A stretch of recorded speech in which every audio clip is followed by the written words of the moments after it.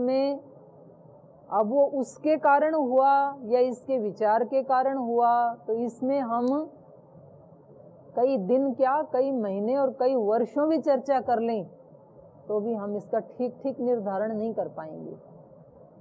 क्योंकि जब ऋषियों ने हाथ टिका दिए, घुटने टिका दिए, महर्षि पतंजलि ने भी यही कहा व्यास भाष्य में कि हमने इतना बता दिया कि कर्मों की कितनी गति हैं, तो उन्होंने वहां पर 4 गति बता दी कर्मों की, कर्माशय की, और फिर पूरा बता के फिर कहा कि ये हमने मोटा मोटा बता दिया लेकिन इतना ही है ऐसा नहीं कह सकते। तो कर्मों की गतियां जाननी बहुत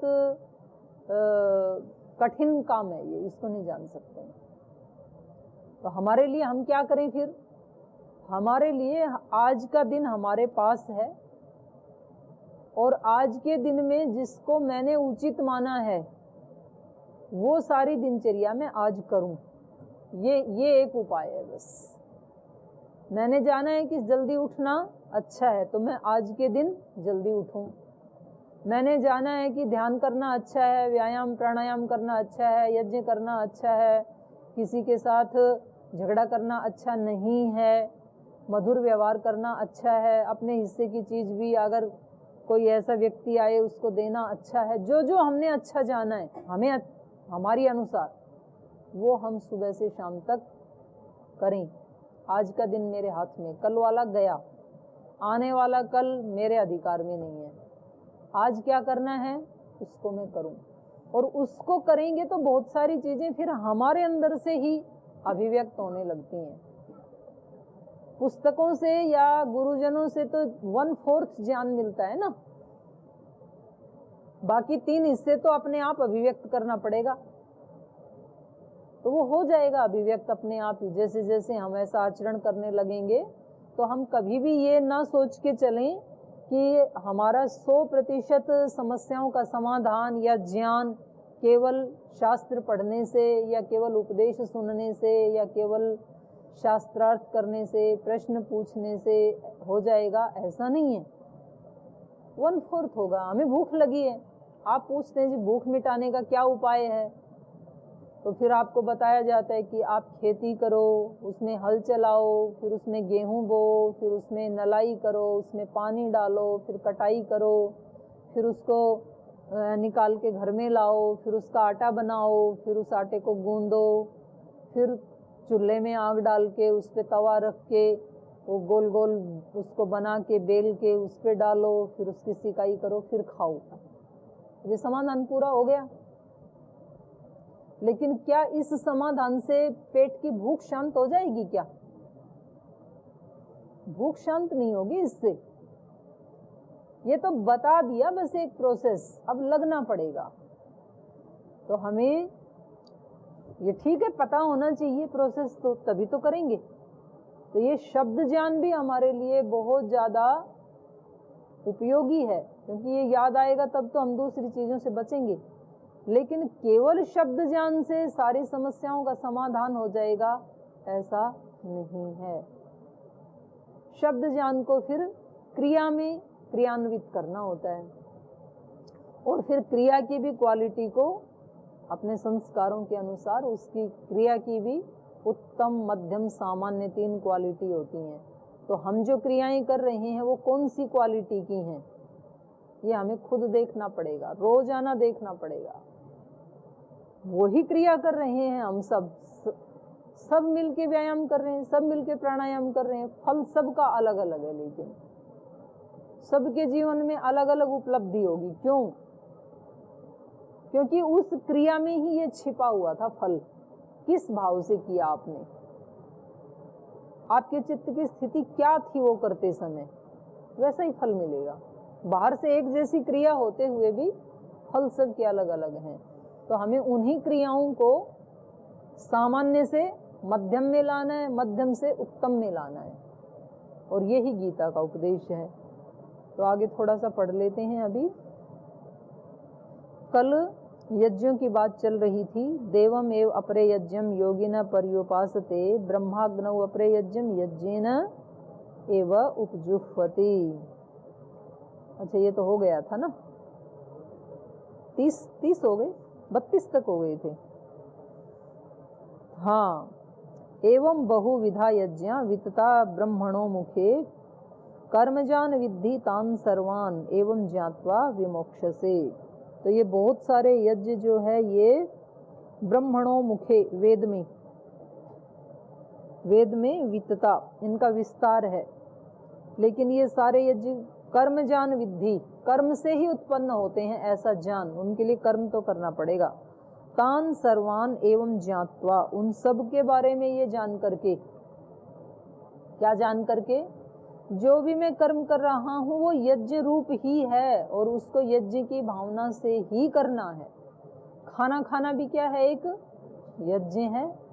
अंदर जठराग्नि जल रही है, ऊपर से आप आहुतियां दे रहे हैं उसमें अन्न की, तो इसलिए कहा जाता है कि खाना खाते समय बातचीत नहीं करना। जैसे यज्ञ करते समय बातचीत नहीं करते ना, यज्ञ में ध्यान होता है, ऐसे ही खाना खाते समय चुप रहना है। सारा ध्यान किस पे रखना है, जो ये हवन चल रहा है, यज्ञ चल रहा है, पूजा चल रही है, कि मैं इस जठराग्नि में इस आहुति को डाल रहा हूँ और इससे सबको पुष्टि मिले, मेरे शरीर के सब अंगों को पुष्टि मिले। वो या प्रार्थना भी करते हैं, तारिश ऊर्जम नो धेहि द्विपदे चतुष्पदे। अन्न से यही तो प्रार्थना की जा रही है कि आरोग्यता दें और ऊर्जा दे ये खाना जो अभी खा रहा हूँ। तो तारिश ऊर्जम नो धेहि, नह माने हमें। तो इन्होंने कहा कि ये सारे जो यज्ञ बताए ये सारे कर्म जान, तान सर्वान ज्ञात्वा विमोक्ष से, इस रूप में जब जान लेते हैं इन यज्ञों की महिमा को, तो फिर व्यक्ति कष्ट से मुक्त हो जाता है। अब जिस व्यक्ति को शरीर के बारे में ज्ञान है तो शरीर को रोगी नहीं होने देता है, जिसको मन का ज्ञान है वो मन को रोगी नहीं होने देता है, जिसको आत्मिक ज्ञान है उसकी आत्मा हमेशा प्रसन्न रहती है। जितना जितना ज्ञान बढ़ता जाएगा उतना उतना हम उस दुख से हटते जाएंगे। अब हमें बिजली का ज्ञान है तो हमने पंखा चला दिया तो गर्मी के दुख से बच गए। हमें बिजली का ज्ञान है, सर्दी आई हमने हीटर चला दिया तो सर्दी के दुख से हम बच गए। तो जितना जितना जिस वस्तु के बारे में हमारा ज्ञान बढ़ता जाएगा वैसे वैसे हम उससे बचते जाएंगे। आगे, इनमें भी कौन सा श्रेष्ठ है, बहुत सारे यज्ञ बता दिए ना, तो इनमें सबसे श्रेष्ठ कौन सा है, मध्यम कौन सा है, अब वो बता रहे हैं। तो अगला श्लोक बोलिए। श्रेयान द्रव्यमय यज्ञात् ज्ञान यज्ञ परम तप सर्वं कर्माखिलं पार्थ ज्ञाने परिसमाप्यते तद्विद्धि प्रणिपातेन परिप्रश्नेन सेवया उपदेक्षन्ति ते ज्ञानम् ज्ञानिनस्तस्त्वदर्शिना यज्ञात्वा न पुनर्मोहम्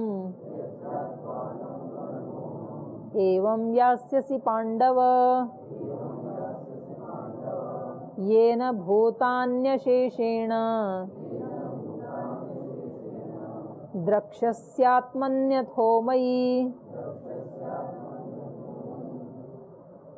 तो इसमें बता रहे हैं श्रेष्ठ कौन सा है। कल जो यज्ञ बताए थे बहुत सारे, द्रव्य यज्ञ, ज्ञान यज्ञ, तप यज्ञ, जप यज्ञ, ऐसे बहुत सारे यज्ञ बताए थे ना कल।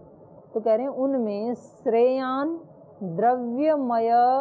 द्रव्यमयात यज्ञात, द्रव्यमय यज्ञ से भी तो श्रेयान ज्ञान यज्ञ है, ज्ञान यज्ञ द्रव्य यज्ञों से भी श्रेष्ठ है। हे परम तपस्वी अर्जुन, द्रव्य यज्ञ से भी, द्रव्यमय यज्ञों से भी ज्ञान यज्ञ श्रेष्ठ है। क्यों? सर्व कर्म अखिलम पार्थ ज्ञाने परिसमाप्यते, क्योंकि जितने भी कर्म हैं वो सब कहाँ समाप्त होते हैं? ज्ञान में परिसमाप्त होते हैं। जब ज्ञान होगा इसको तो ये कर्म करता हुआ भी कैसा बन जाएगा? अकर्मी। अब द्रव्य यज्ञ क्या है? जैसे हम घी से यज्ञ करते हैं, सामग्री से करते हैं और उसमें पुरोड़ा शादी हवी डालते हैं, एक ये यज्ञ है। दूसरा द्रव्य यज्ञ है जो हम सेवा आदि करते हैं, दान देते हैं। मान लो हमारे पास रुपए पैसे हैं तो किसी को दान देते हैं, हम कहीं धर्मशाला बनवाते हैं, कहीं स्कूल बिल्डिंग बनाते हैं, या किसी को कोई गिफ्ट देते हैं, ये सारा द्रव्य यज्ञ में आता है। जो हमारे पास द्रव्य है उसको दूसरे की सेवा में लगाना, शरीर से सेवा करते हैं, ये भी द्रव्य यज्ञ है, क्योंकि शरीर भी एक द्रव्य है। वाणी से प्रचार प्रसार करते हैं, अध्ययन करते हैं, अध्यापन करते हैं, ये भी यज्ञ, ये सब द्रव्य यज्ञ में आ जाएंगे। तो कह रहे हैं द्रव्य यज्ञ से भी श्रेष्ठ क्या है? ज्ञान यज्ञ। ज्ञान यज्ञ मतलब अगर हमें ये नहीं पता है कि ये करने से क्या लाभ होगा और इस क्रिया को या प्रक्रिया को मैं अच्छे से अच्छा कैसे कर सकता हूँ, तो हम सुबह से शाम तक पागलों की तरह लगे तो रहेंगे, लेकिन उसका रिजल्ट पूरा नहीं मिलेगा। तो इससे भी श्रेष्ठ क्या है? हम ज्ञान पूर्वक करें, केवल कर्म नहीं करना, ज्ञान पूर्वक कर्म करना है। तो ज्ञान उससे भी श्रेष्ठ है। जब व्यक्ति को ज्ञान हो गया तो अब ये जो भी क्रिया करेगा, छोटी से छोटी क्रिया भी करेगा, अब उसका एक अलग ही फल मिलेगा, क्योंकि इसने उसके आंतरिक जो रहस्य था उस कर्म का उसको जान लिया है।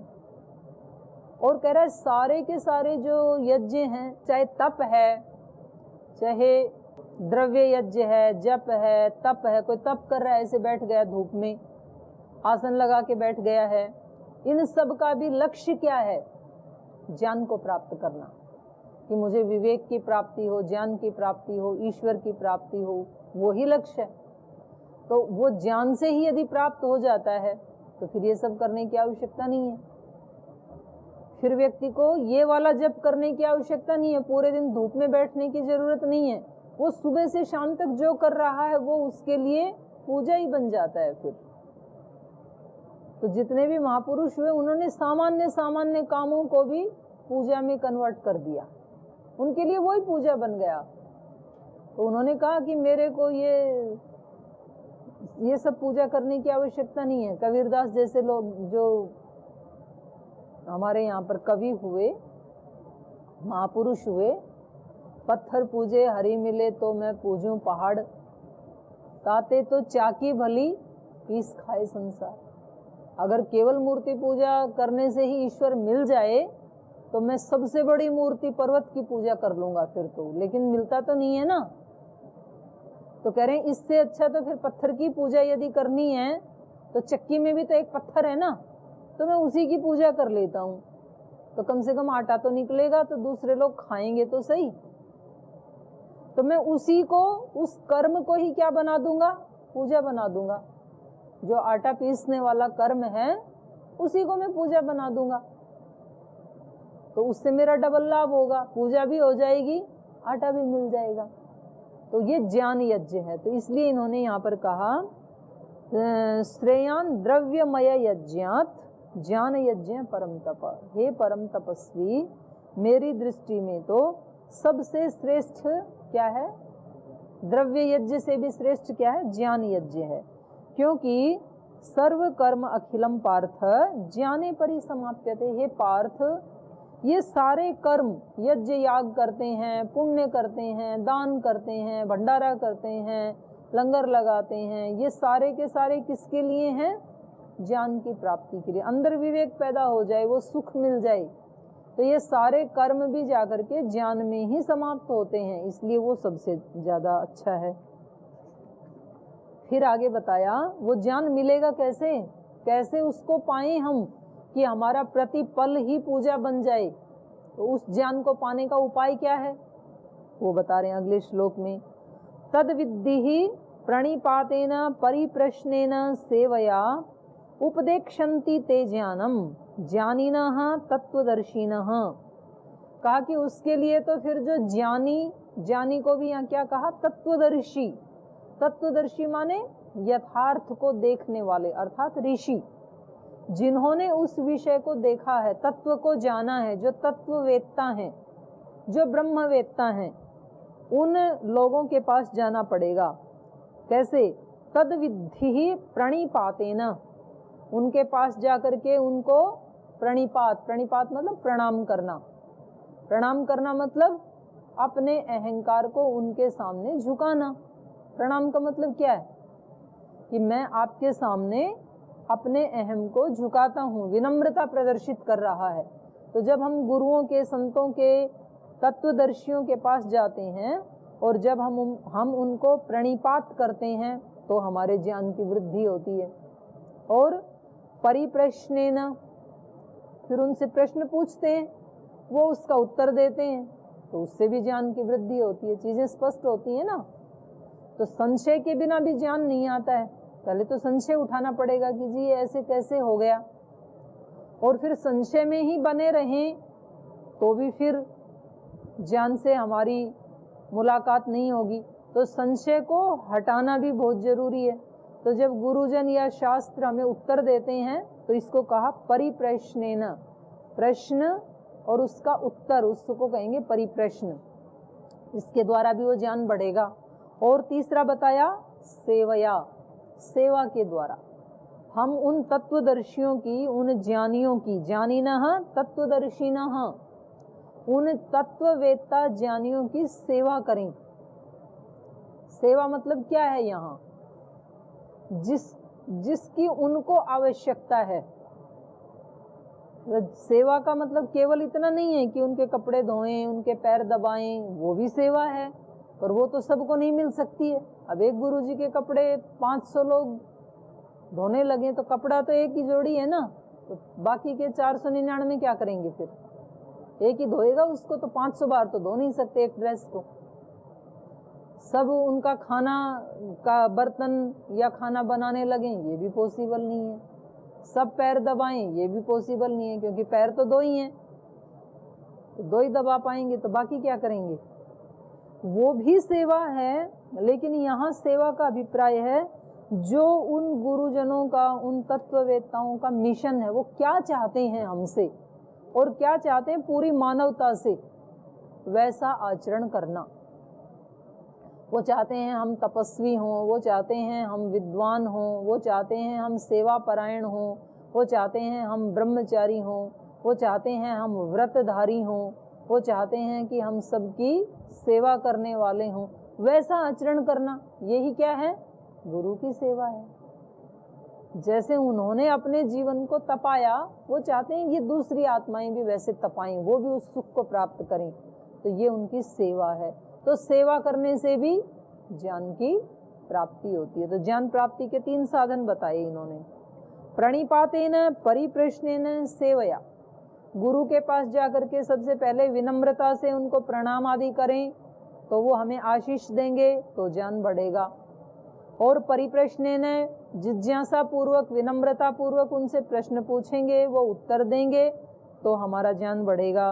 और सेवया, जो भी सेवा करने का अवसर मिले उनकी सेवा करेंगे तो भी ज्ञान बढ़ेगा।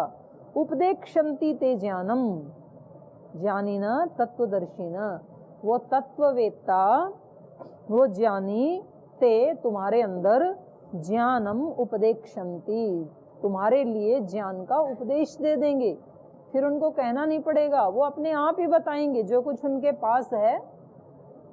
जब आप गुरु के पास बैठेंगे, उनकी सेवा करेंगे, उनका प्रियाचरण करेंगे, तो आपके बिना पूछे ही वो बताएंगे आपको, और आपका ज्ञान अपने आप ही बढ़ता चला जाएगा। जिसके पास बैठते हैं उसके गुण, कर्म, स्वभाव हमारे अंदर आने लगते हैं।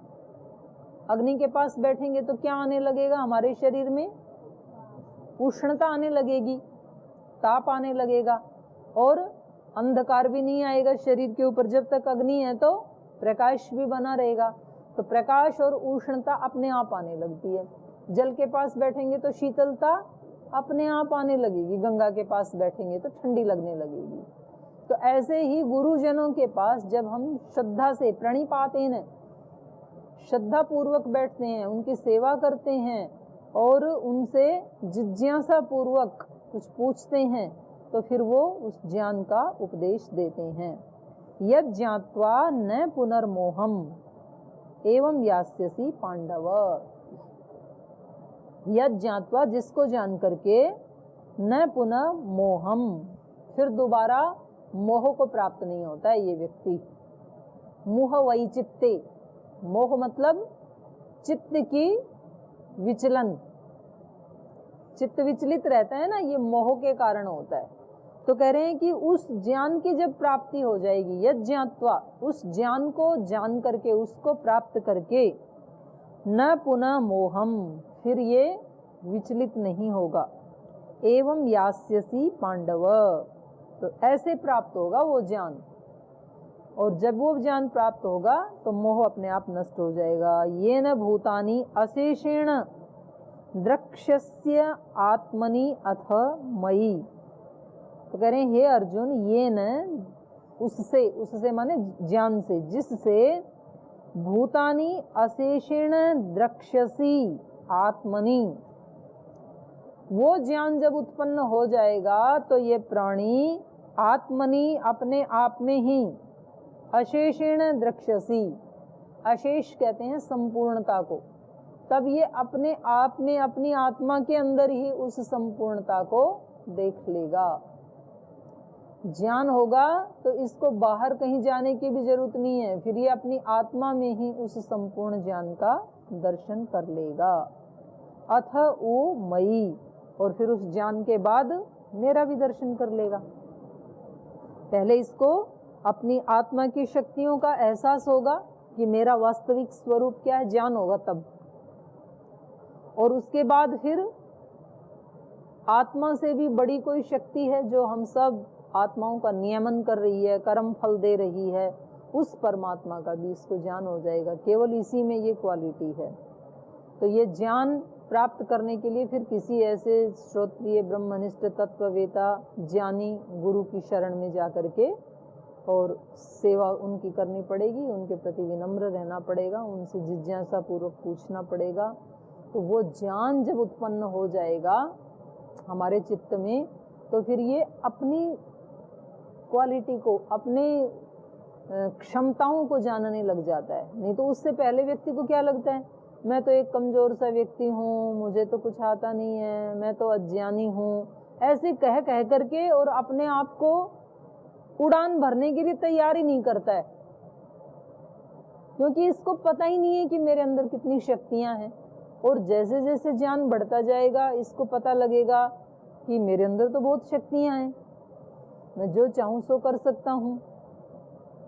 तो फिर इसको धीरे धीरे जब ये ऐसे पॉजिटिव सोचता है ना, क्योंकि व्यक्ति जैसा सोचता है ना वैसा वैसा उसका जीवन बनता चला जाता है।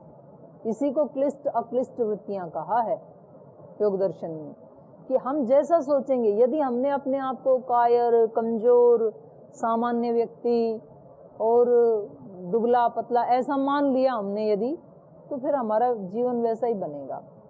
और यदि हमने अपने आप को कोई बड़ा टारगेट दे दिया कि मुझे अपने जीवन में ये काम करके जाना है, और खास करके जो सन्यासी ब्रह्मचारी हैं, क्योंकि इन्होंने तो और कोई काम करना ही नहीं है, केवल एक ही श्रेय पथ पे चलने का ही निर्णय लिया है।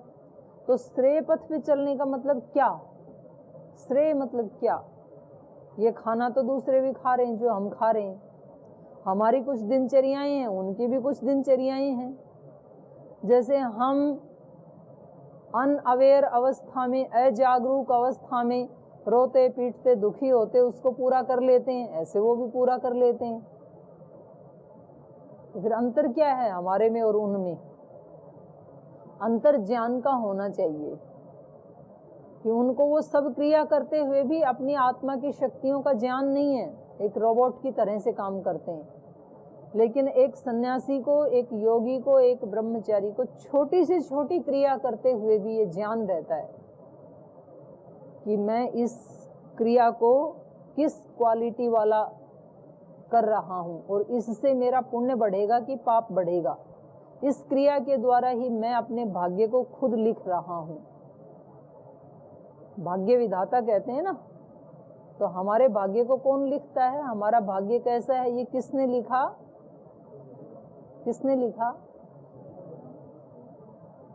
आपका भाग्य जो है, आपको एक शरीर मिला है, बुद्धि मिली है, और जो जो कुछ भी मिला है, ये सब किसने लिखा भाग्य में?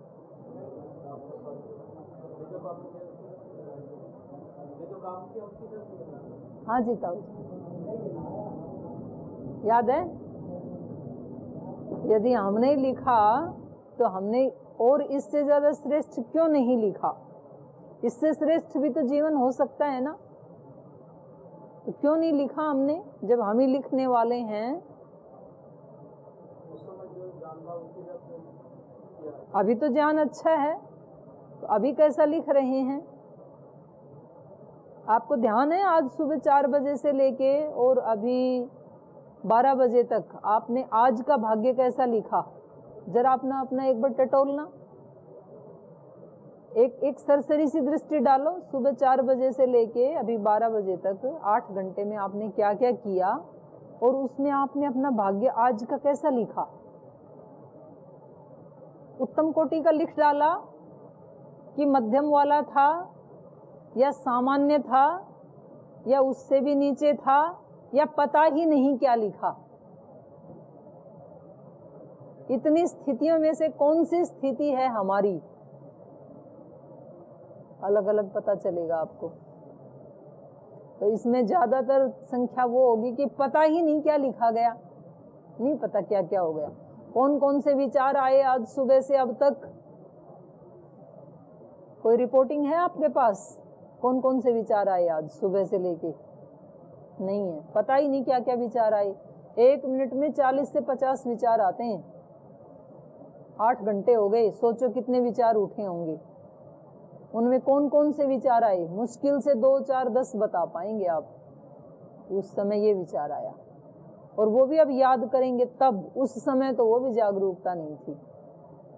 तो वो जाने में अनजाने में जो भी सोचा गया, जो भी किया गया, जो भी देखा गया, वो आपने लिख दिया है। हस्ताक्षर आपके ही हैं, इसलिए कल वो ही मिलने वाला है। उससे ज्यादा नहीं मिलने वाला, उससे कम भी नहीं मिलने वाला, कटौती भी नहीं होगी, और उससे ज्यादा भी नहीं मिलेगा। तो हम अपने भाग्य विधाता स्वयं हैं। और ये भाग्य हम कब लिखते हैं? मरने के बाद कहीं बैठ के किसी कोठरी में, किसी रजिस्टर में लिखते हैं, ऐसा है क्या? ना। जो भी हम दिन भर करते हैं वो ही हमारा भाग्य बन रहा है। एक भाग्य तो आप सब ने अच्छा लिखा कि गुरु कैसा मिले हमें, वो तो अच्छा लिख दिया सभी ने। पिछले जन्म में लिख के आए, वो अभी मिल गया। तो अच्छे गुरु के सानिध्य में तो पहुंच गए, ये इतना तो अच्छा लिखा। और कुछ चीजों में भी बहुत अच्छा लिखा, कुछ चीजों में कुछ थोड़ी बहुत चूक रह गई आरोग्य की दृष्टि से, स्वास्थ्य की, उसको अब ठीक कर लेंगे, कोई बात नहीं। तो जो पहले लिखा वो मैं आज हूँ, आज जो लिखूंगा वो कल बनूंगा। तो आज वाले में कोई चूक नहीं करनी है, और कोई भी कम ज्यादा नहीं है।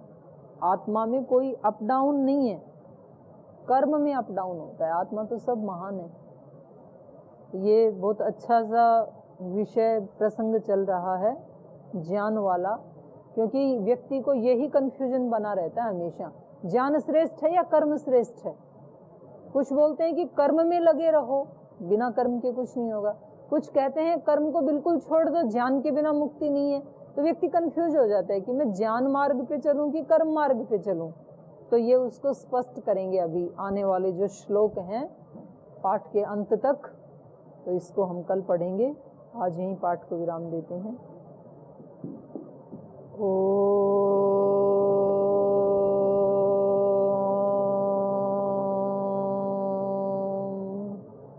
शांति शांति शांति। श्री गुरुभ्यो नमः।